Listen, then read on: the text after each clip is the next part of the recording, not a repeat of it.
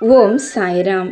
எனது அருமை பிள்ளையே, உன் சாயப்பாவோட திரு உருவத்தை உச்சி முதல் உள்ளங்கால் வரை நினச்சிக்கிட்டு உன் கண்ணீரை மனசார உளமாற சாய் பாதத்தில் சமர்ப்பணம் செய்து இது நாள் வரைக்கும் உன் சாயப்பா கிட்ட இருந்து உனக்கு கிடைச்ச அத்தனை உதவிகளுக்கும் நன்றி சொல்லிக்கொண்டே இருந்தா அடுத்து என்ன நடக்குமோன்னு பதச்சிக்கிட்டு இருக்க உன்னுடைய மனசு வெகு விரைவில் அடங்கும்.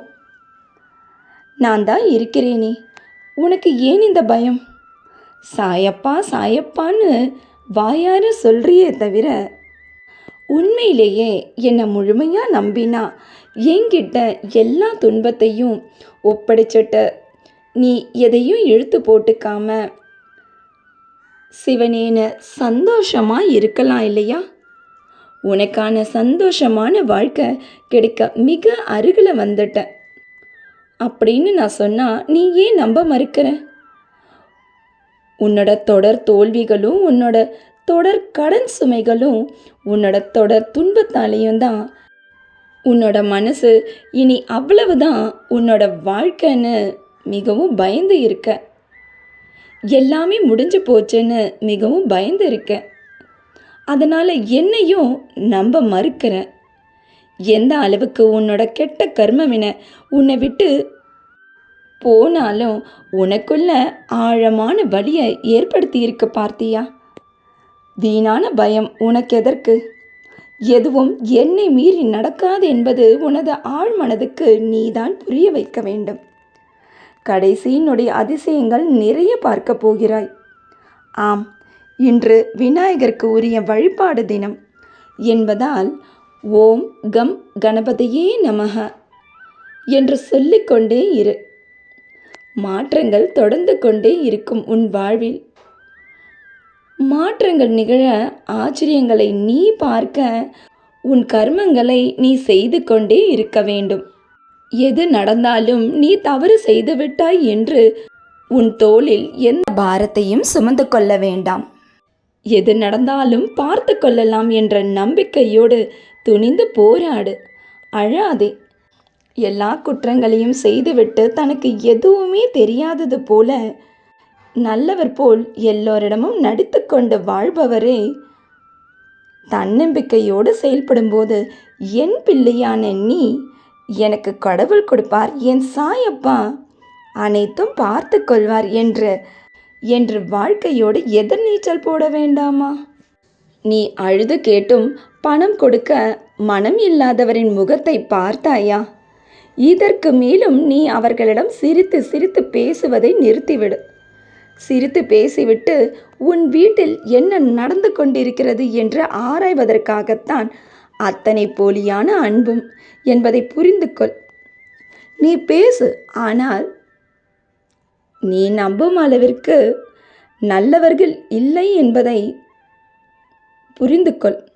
அவர்கள் நல்லவர்களாகவே இருந்து கொள்ளட்டும். ஆனால் உனக்கு நல்லது எதுவும் அவர்கள் மூலமாக கிடைக்கப் போவதில்லை. இதனையும் நீ புரிந்து கொள்.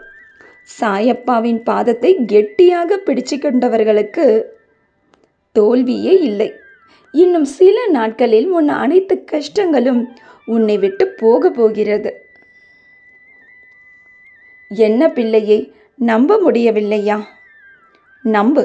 நம்பினால்தான் நடக்கும். இது 100% உண்மை. எப்படி உன் வாழ்க்கையில் மடமடவென்று கஷ்டங்கள் வந்ததோ அதே மாதிரி மடமடவென்று கஷ்டங்கள் நீங்க போவதை நீயே உன் கண்கூடாக பார்க்க போகிறாய். அப்போதுதான் நீ என்னிடம் ஓடி வந்து நன்றி சொல்ல போகிறாய். நீ இருக்கும் இந்த நிலைமை, இந்த கஷ்டப்படும் நிலைமையை பிறரிடம் நீ சாயப்பா கும்பிடுவதை நிறுத்து என்று சொல்வார்களே, எனக்கு கெட்ட பெயர் வரும் என்று நினைக்கும் உன்னை நான் எப்படியம்மா கைவிடுவேன்? நான் உன் பக்கத்தில் இருந்துக்கிட்டு தான் இருக்கேன். என் அன்பில் வாழும் அதிர்ஷ்டம் பெற்ற குழந்தை நீ. எதை நினைச்சும் கலங்கக்கூடாது. தைரியத்தை என்னைக்கும் எந்த நிமிஷமும் எந்த காரணத்துக்காகவும் இழக்கக்கூடாது. இதுதான் என்னோட சாய்ப்பிள்ளைகளுக்கு உள்ள தனித்துவம். நான் நான் பொய் சொல்கிறதா நீ நினைக்கலாம். ஏன்னா உனக்கு கடினமான சூழ்நிலைகள் தானே நடந்து கொண்டிருக்கிறது. ஆனால் அந்த சோதனை காலத்தை சாதனை காலமாக மாற்றத்தான் நானும் போராடி கொண்டிருக்கின்றேன்.